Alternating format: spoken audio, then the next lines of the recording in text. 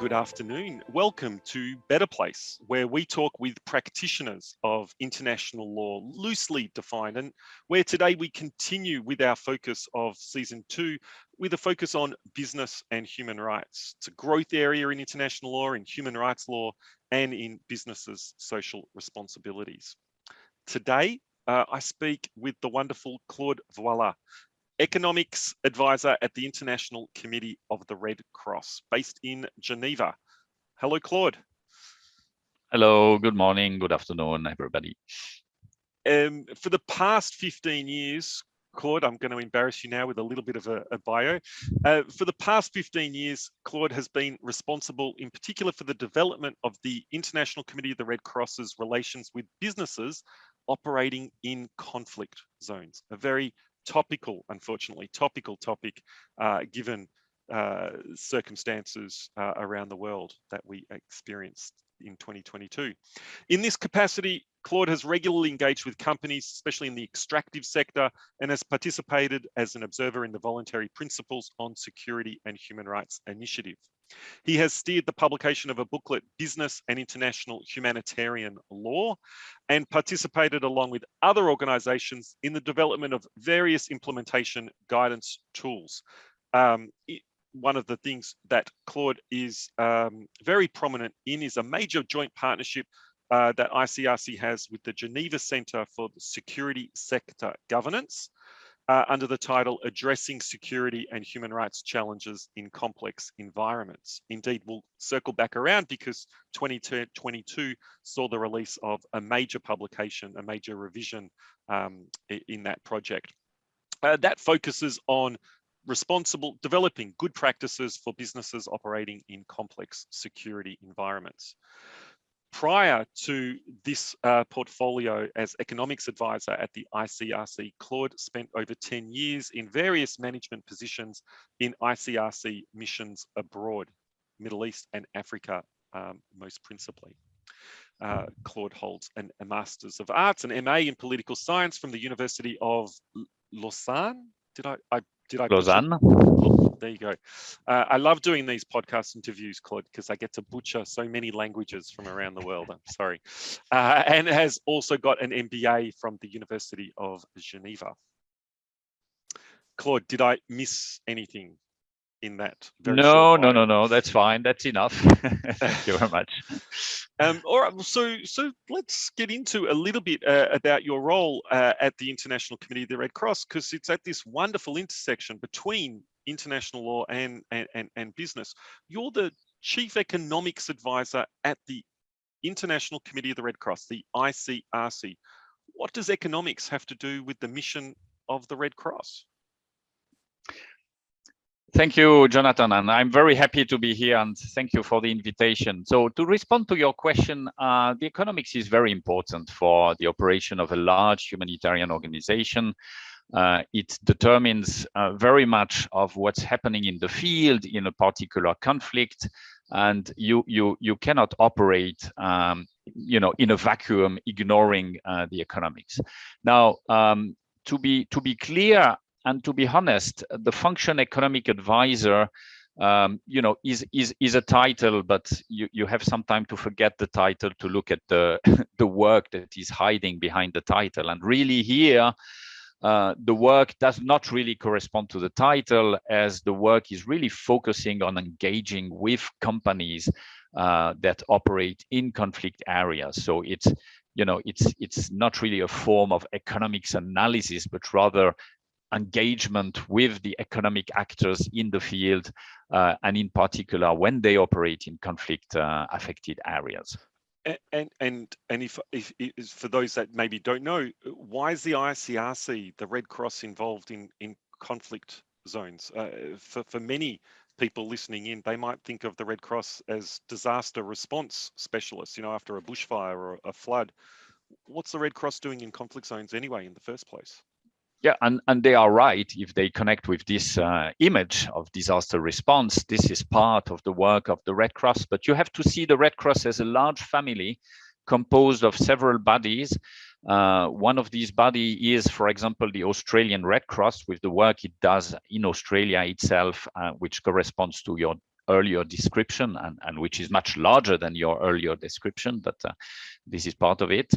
And another body in the broad family is the International Committee of the Red Cross, which I represent, which is, the part of the family which is specialized in responding to conflict across the world, and to provide, specialized in providing protection and assistance to those who are affected by armed conflicts across the world. So this is the part of the Red Cross that I represent, and this is the work of my organization. Yeah, and the international law overlay of to facilitate that work is international humanitarian law, in particular the Geneva Conventions, Red Cross custodians of that as well. So there's a normative component to the ICRC's work and that very practical humanitarian component. Absolutely. There is a normative component that has been developed by the Red Cross together with governments and other bodies of society, which provides a framework on what is allowed, what is not allowed to do when you are in a conflict situation. Yeah. So your work is around improving business practices in conflict zones, responsible business. In a nutshell, how are we doing? We have to make choices on how you want to engage with companies and how you want to have an effect in your work. In the particular case of the International Committee of the Red Cross, we are a huge organization and we are a very small team working in this field. So just to give you a figure, Red Cross represents across the world about 20,000 persons working for the International Committee of the Red Cross. And out of these 20,000 persons, 4 of them, 3 in Geneva, 1 in China, work on this particular file. So this is very niche, even within the International Committee of the Red Cross. And because it is so niche, and because we don't have, hundreds of staff around the world working specifically on this issue, we had to make choices and we had to make priorities. And basically, these priorities and choices were to, first of all, the places on Earth where conflicts are in majority, and second of all, on the types of industries that have a major impact where they operate. These type of industries are what we call heavy footprint industries, who are going to be seen operating even when there are conflicts, who are going to remain when there are conflicts happening, and who are going to have a massive either positive or negative impact through their operations. So we focused on these industries, and basically the industry that has probably the most major impact, not probably, it has been proven, the most major impact on the well-being, on the respect of international humanitarian law, on the respect of human rights law, where they operate, and who have a footprint in conflict areas are companies in the extractive sector. So we naturally put a focus on this industry and try to work within the framework of this industry. The other thing we did in order to focus and concentrate our energy is, rather than working individually company by company, we try to work in places where these companies band together, work together, and try to find solutions together. So we surf on this multi-stakeholder initiatives wave, and we joined, in particular, you mentioned in my introduction, when introducing me, the Voluntary Principles initiative, which is one of these multi-stakeholder initiatives focusing on the extractive industry and focusing on, good business practices within this industry in terms of better respect for the security and the well-being and the human rights of the affected populations. Right, and just to be blunt, so that people are following, squaring the circle, I guess, extractive companies, they have to extract the minerals. That is their core business. They have to go to where the minerals are. They don't necessarily have choices. Some of those are conflict affected areas, and then the security, you mentioned the voluntary principles on security and human rights. Many people might not think about it, but there's security, literally personnel and structures, infrastructure there to guard the mines or the refineries or the other corporate operations, and personnel there. So that's the focus of your work. Yeah, absolutely. The the extractive industry, by the nature of its operations, does not really have the choice where it will operate. Right. Well, it has a choice. It can decide not to operate in certain contexts, and it should decide not to operate in certain contexts when they realize that the negative impact of their operations is too massive, and very substantively erases any potential positive impact that they may have. So they have a little bit of a choice, but the nature of the industry pushes them in some corners of the world where operations are going to be complicated, where conflicts are going to take place, etc., etc. So it's not that the mining industry and those extractive industry and those working in this industry are naturally worse people than in other industry. It is that their industry has limitations on where you operate and has to compose with the complexities of this world.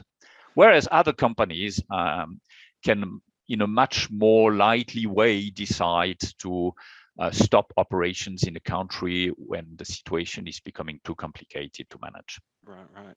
And to facilitate that good practice, you've been in a long-term partnership with the Geneva Center for Security Sector Governance, which for some reason has their acronym of DCAF.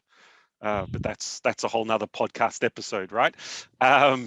And you've also partnered with the Geneva Center for Business and Human Rights on revamping the core tool, the Security and Human Rights Toolkit for businesses operating in the extractive sectors in conflict zones. Could you tell us a little bit about this? I note that as we record this interview, it's just 1 week after the release of the latest edition. So congratulations.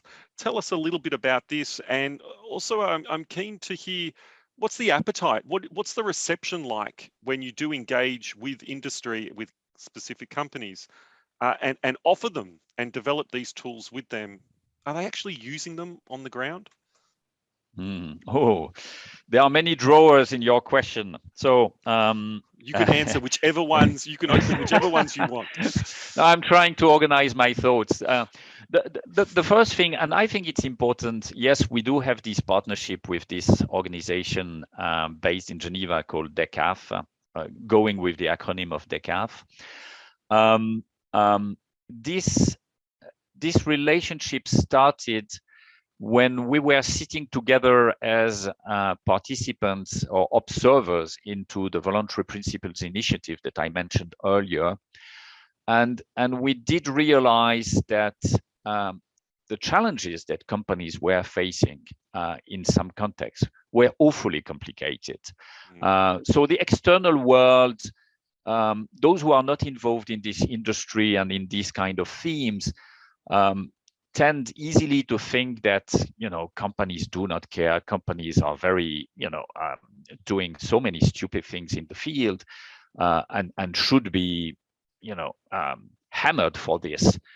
Yes, to some extent, but to some extent they face an awfully complicated world where there is no right and wrong answers. You have to navigate in various shades of gray. So we decided when we were witnessing this that as two Geneva-based organizations with our specific mandates related to conflicts, related to security, governance, we thought there is probably something we can bring to the table to provide a little bit of guidance and assistance to companies. So we started working on this principle. We started connecting with companies, trying to interest their appetite, and this links to one of your other questions. If we do something on this, if we develop tools or guidance? Would you be interested? And we realized that there was definitely a very huge appetite. And this was about 10 years back in time. So we decided to work on this. We worked very closely with the industry because we wanted to make sure that whatever we develop will respond to their concerns, because we were trying to bring tools to them. But in order to bring the right tools, you have to start by what is your need and where are you struggling. So we did work very closely with the industry. And through this work, we collected a number of challenges, real life challenges that they are regularly facing in their field operations. And we decided to take these challenges and for all of these challenges, try to develop responses. And again, the responses were not what we as DECAF or we as the ICRC thought companies should be doing, because to a large extent, we are incompetent in doing this. There are many informations that we are missing, but rather the responses to these various challenges were developed by talking to the companies and trying to understand from them in various situations.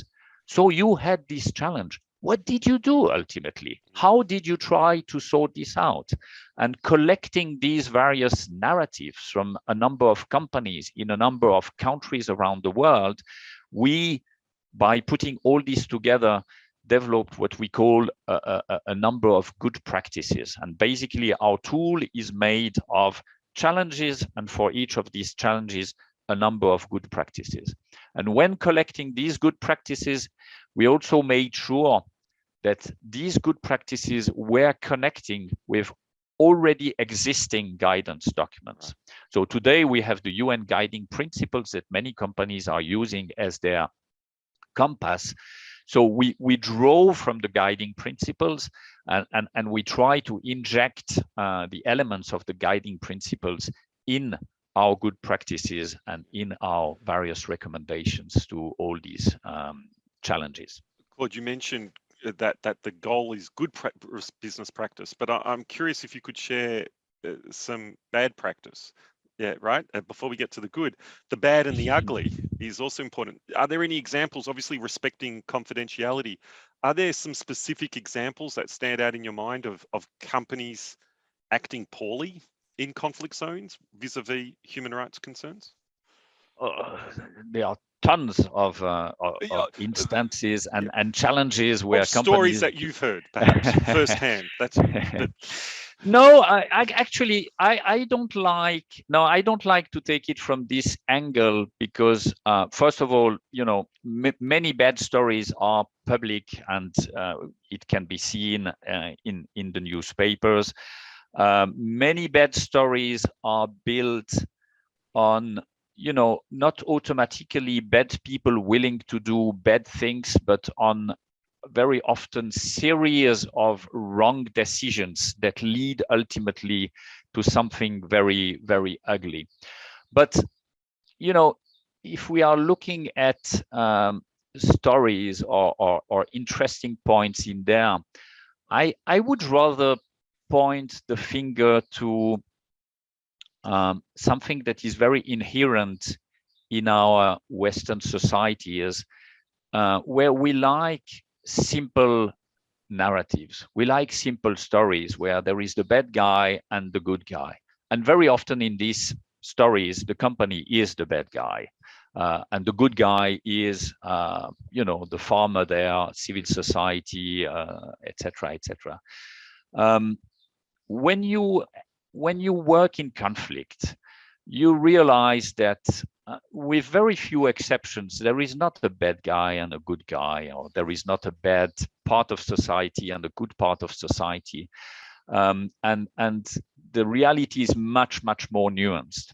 So one of the stories that struck me most in working in this field is related to a situation I was discussing with a corporate leader whom I had worked with for a number of years by the time when this was happening. And I really know really knew by the time that the guy was absolutely and completely dedicated to making sure his company would behave properly in each and every circumstances. And we have to keep this in mind. This is a field where those working in companies in this type of field are absolutely dedicated people. It doesn't mean they always reach good results, because the company is a body that will not swallow each and everything that these guys or these girls are pushing to them. But the guy I knew was absolutely dedicated. And the company and one of the operations that his company was leading was in a part of the world that was under heavy pressure in the United States through a divestment campaign. So in the United States, thousands of kilometers from the field, there was a divestment campaigns where a number of NGOs were explaining to the American public and the European public, you have to divest from this country. This is bad if you are a company working there, etc., etc. And I had a discussion with this guy, and he was desperate. And he was looking at me and he was telling me, listen, Claude, economically speaking, the best decision we could take is to divest from this country because it is costing us too much now. But if we look at human rights, this is bloody stupid if we divest from this country.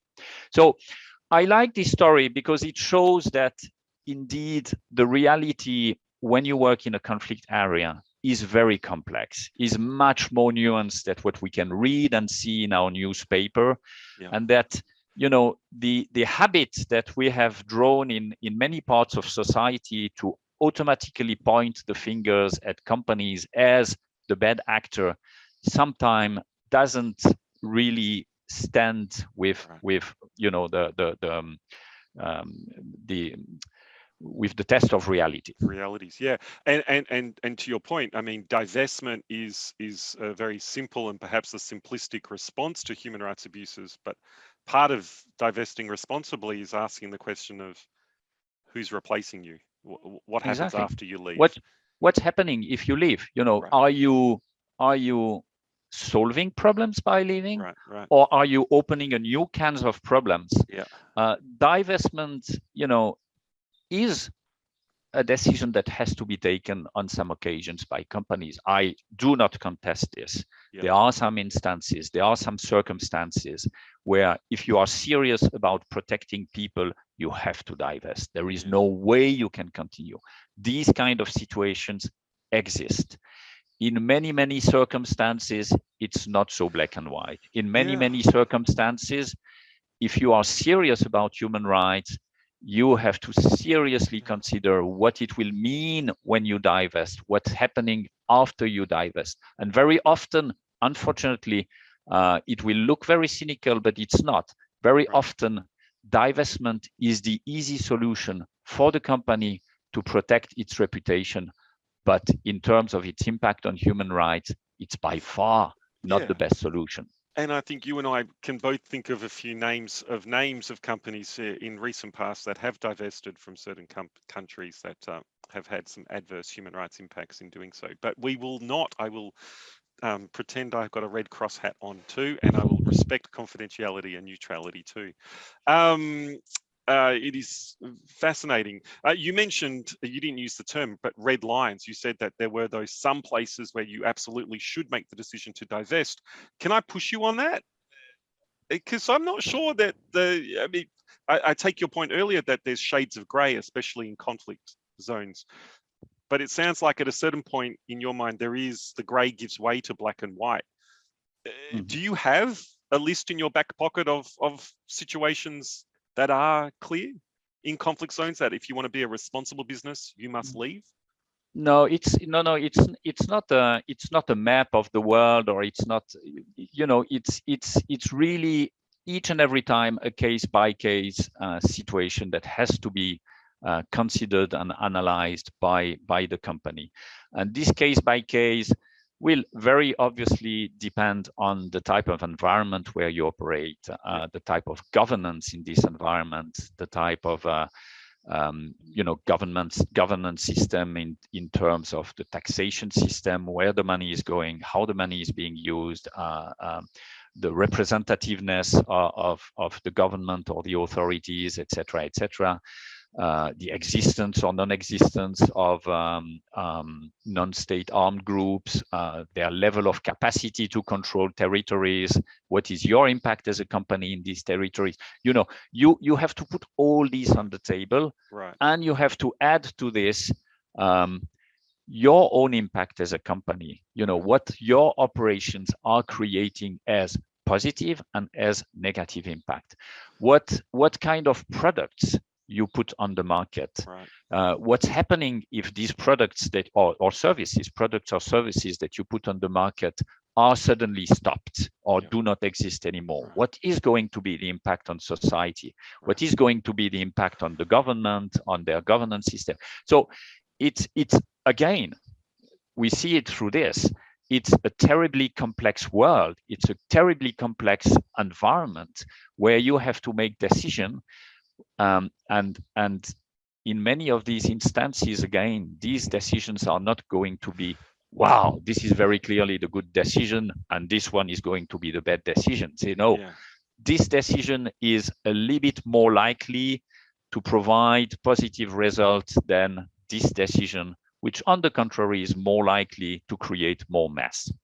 So let's cut through all that complexity, Claude. My final sort of substantive question, thought experiment. Yeah, you're stuck in the lift with the CEO of one of the world's largest mining companies. You've literally got 30 seconds for your elevator pitch for them to adopt the Security and Human Rights Toolkit, the Voluntary Principles tools that you've helped develop. Why should they? 30 seconds, your time starts. 30 seconds. I would say two things. First of all, you are a company, you operate in a conflict area. Don't even believe that you will be able to act in a neutral way. You will never be considered as neutral. You have to know this. This is the first thing I would tell him. The second thing I would tell him, in terms of the behavior of your company, just take 10 seconds, no, 1 minute. Just take 1 minute. You stop and you put yourself in the shoes of the communities around your operations. What would I think if I am the leader of this village next to my operation, and what would I expect my company to do or not to do? If you consider this, you have many responses to what you can as a company do or not do. Now, the point is, are you going to respect this, or are you going to immediately forget this scenario building where you put yourself in the shoes of the community leader there and overtake this with your corporate objectives and your end of the year bonus? Yep. If you opt for the second one, you are certainly going to create a few problems in the community. The doors open. And the CEO has walked out, Claude, on that. No, no, I mean, I think, sorry, I didn't mean to cut you off. I thought that was a really good elevator pitch. So much of it was, so I can imagine so much of what you do is that evangelizing, I guess. You need to cheerlead for this type of work too. So yeah. And if it was a bigger building with 15 more seconds, another thing that corporate leaders should think of more regularly, it's in any decision you take, can you tell the story to your children and be proud of yourself? Can you tell the story to your children, what you just decided now? If you can tell the story to your children and be proud of yourself, probably you are on the good path. If you are a bit hesitant on some parts of the story and you prefer to hide this from your children, probably you should rethink your decision if you want to respect this community. Yeah. Wow. Okay. That's heavy. Well, that's a simple, we are always discussing tools and standards, etc. That's right. a very simple mark. Can I tell this story to my children? Now, I'm going to take this decision. Can I tell this decision to my children in full transparency?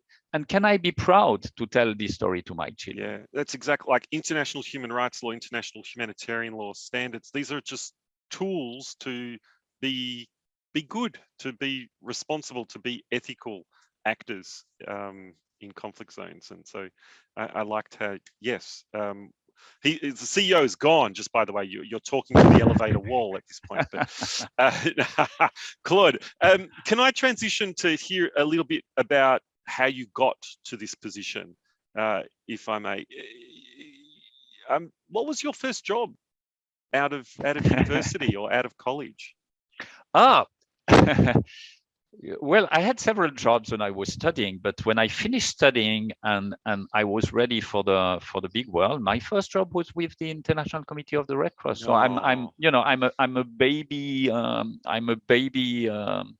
I started as a baby almost. Yeah. You're a lifer. At a very young age. Yeah. What was that job? What was that job that you were Well, I was hired as what we call in our organization as a delegate, which is the guy or the girl who are sent in various field operations and do a variety of operations or services. My very first mission, I was visiting prisoners who were being on the phase of interrogation in Israeli police stations or military camps in occupied Palestinian territories. So I was seeing prisoners individually and talking to them. I had to learn Arabic to start with, to be able to communicate directly with the prisoners and getting their stories, and through this trying to engage with the Israeli authorities to ensure that the treatment of these prisoners would respect some international standards. Yeah, really important work and tireless behind-the-scenes work of Red Cross delegates like yourself, Claude. And you did that for. And unfortunately, it's a work I did, almost 30 years back. Yeah. And to this day, I have colleagues who are doing exactly the same as I was doing 30 years back, still today. And you hopped around on different missions as an ICRC delegate. Did you ever have a job outside of the Red Cross, I guess, is a good follow-up question. No, as a real job, no. I made all my career within the International Committee of the Red Cross. I told you I had some jobs before joining the Red Cross as a university student to, just to pay my studies and make sure I make it through. But my real post-studies work is with the internet. So I'm married to the organization. So there was a calling, or I mean, it doesn't sound like it was just you're not in it there to make a pile of money. What motivated this lifelong love of the ICRC? It's a lifelong desire which started for me when I was a teenager, where I thought, I want to do a job where I can help people. And as I'm Swiss, I was based in Lausanne, which is a city very next to Geneva. And in Geneva, there was this organization called the International Committee of the Red Cross, and it was helping people in conflict areas. And I thought, wow, that's interesting. That's the kind of thing I would like to be doing. And I was lucky enough that I could be hired. And so when along that way did the economics portfolio land on your lap? So I worked for a number of years in the field, as you indicated when introducing me. And then after a number of years, I had the desire to go back to Geneva to work at the headquarters because I had a family. I had to, pause a little bit the constant traveling with the family. And it happened that it was a time when the position that I'm having now and I'm working on now got open, and I thought it was very interesting. I I had for a number of years an interest in companies' operations in conflict areas. So I thought, yeah, that's really interesting what's happening there and the impact of these companies. And this position was perfectly matching my interest. I had also a willingness to be able to work on something which is a little bit more long-term and constructive, where you set yourself objectives and you try to build something with a mid to long-term effect.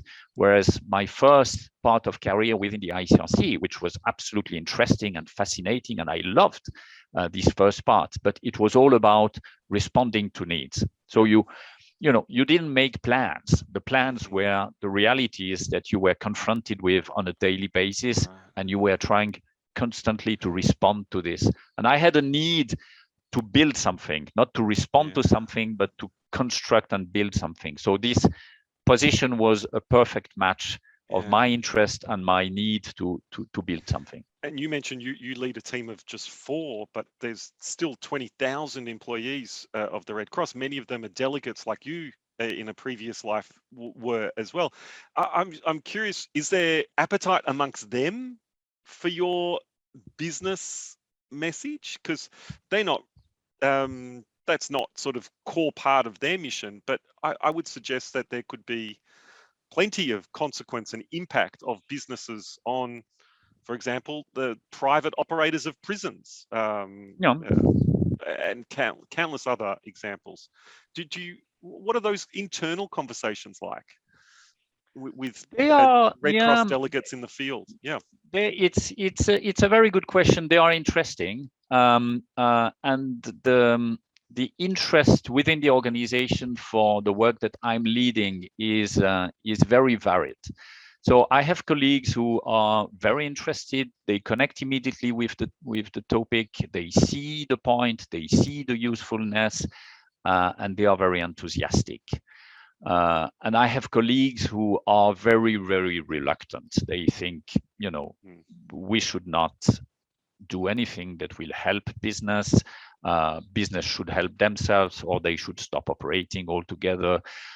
So you have all kind of various reactions, but to look at the positive side of it, I would say that younger generations of delegates, those who are entering the organization now and starting their field missions now, tend to be more naturally keen and interested in this type of cooperation with other sectors of society than the generation that started with me. I would say the most complicated generation I'm dealing with are my peers, those who worked with me when I was younger delegate on the field. This is a generation that is a little bit more reluctant in general. Now, obviously there are many exceptions, but in general, a little bit more reluctant in working, engaging with companies, working with companies, trying to find solutions together with companies. I wonder if that's a reflection of age or of, society or the world. That's fascinating, interesting. Claude, lightning round, okay? Because I notice we're way out of time. How do you relax? Do you have any hobbies? Reading. Looking at my cat is a good way to relax, to put perspectives into things.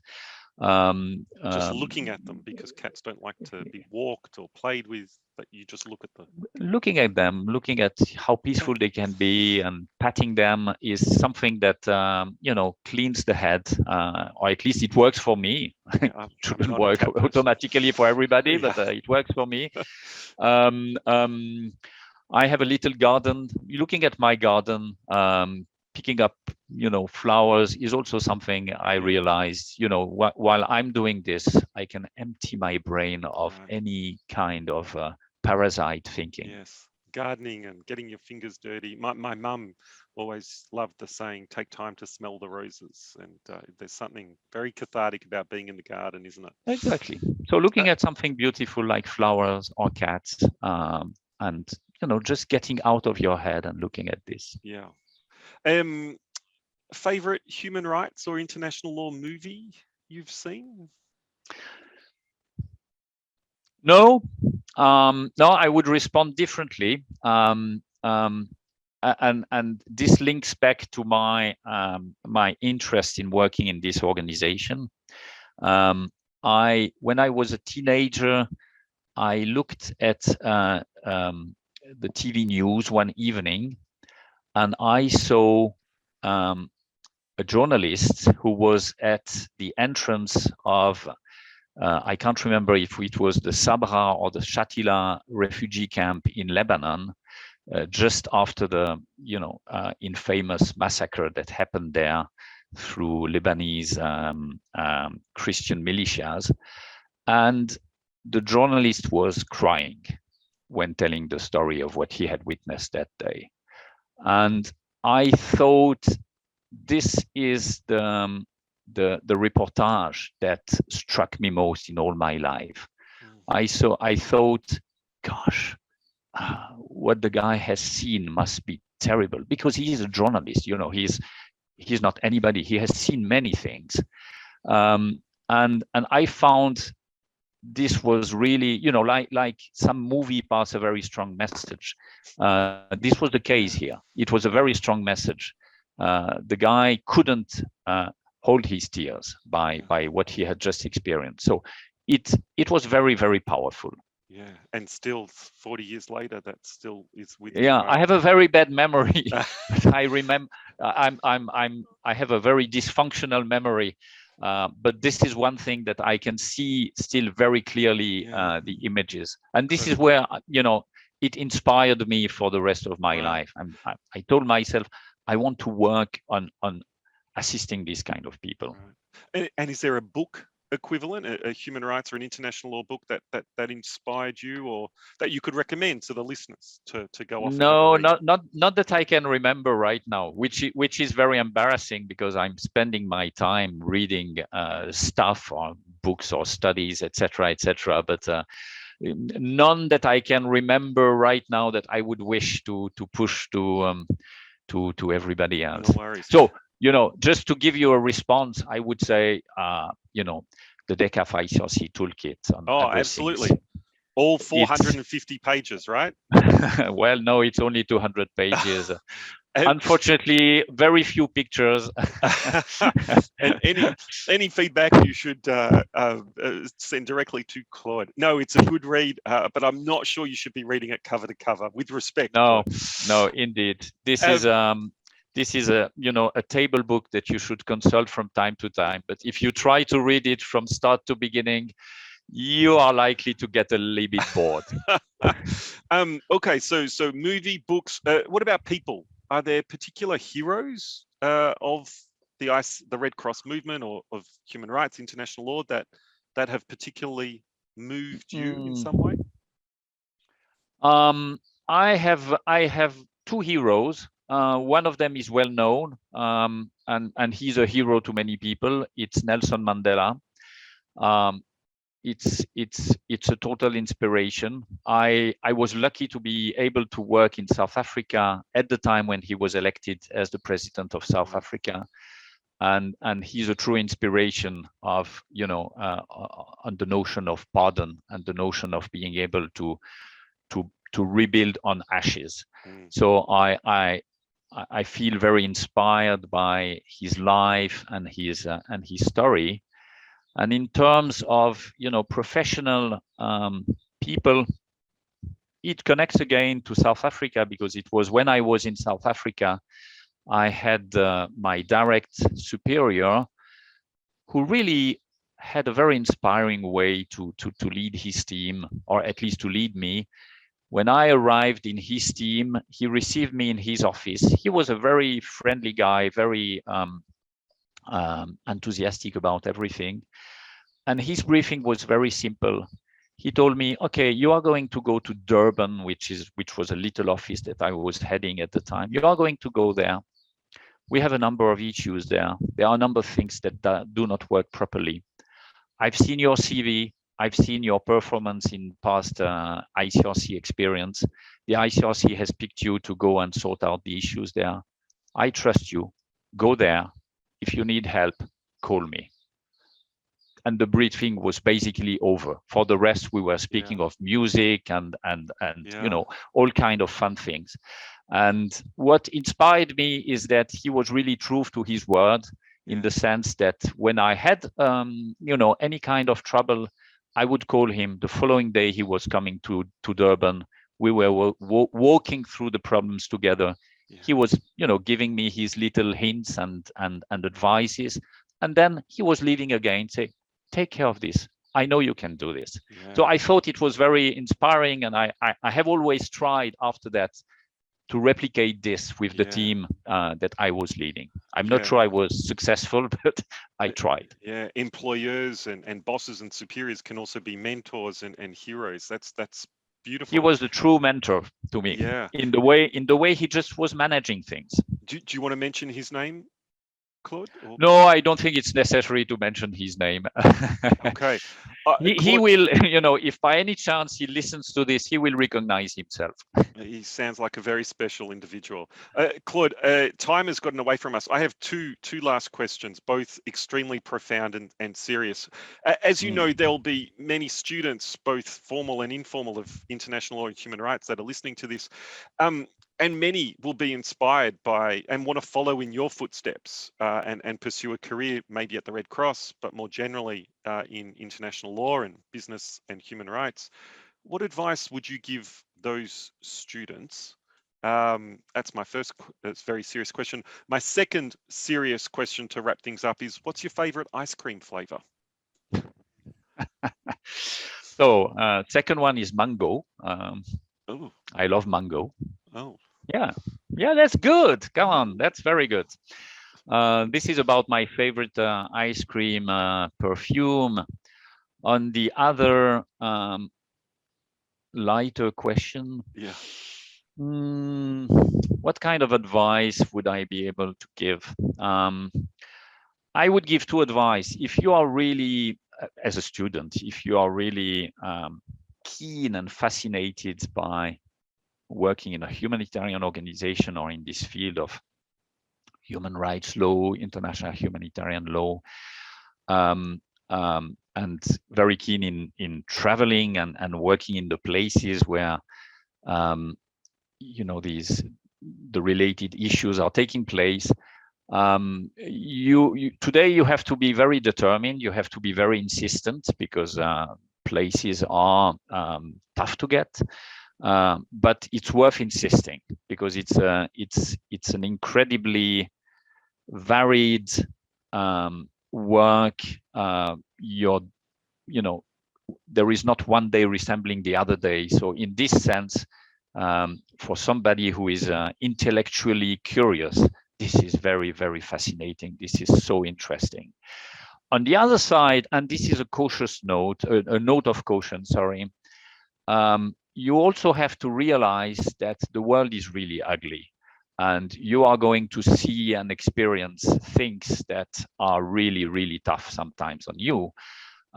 So if you feel like you are a sweetheart, or you are a little bit fragile, or you can be disturbed very quickly by some very bad news, then, you know, don't really opt for an international career where you will go and visit these places. The world is very ugly and cynical, and sometimes it's really hard to bear.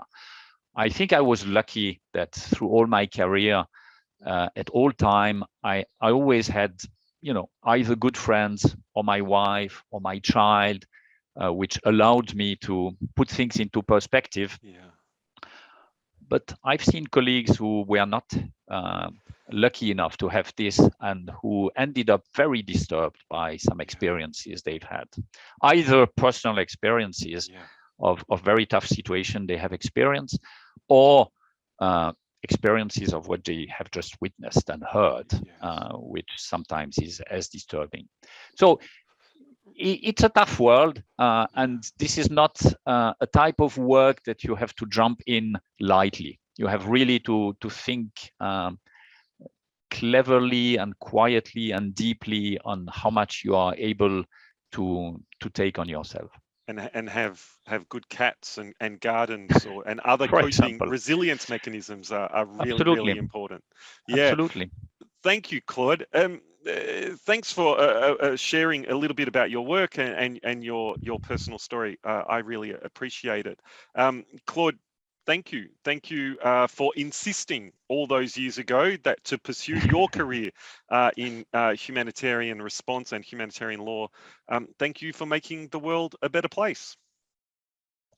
We are all trying our best, and we are far from succeeding, so there is still a long way and much more work to be done, and I'm keen to continue this work. And thank you for the audience, and hello to everybody, and wishing good luck to all of you.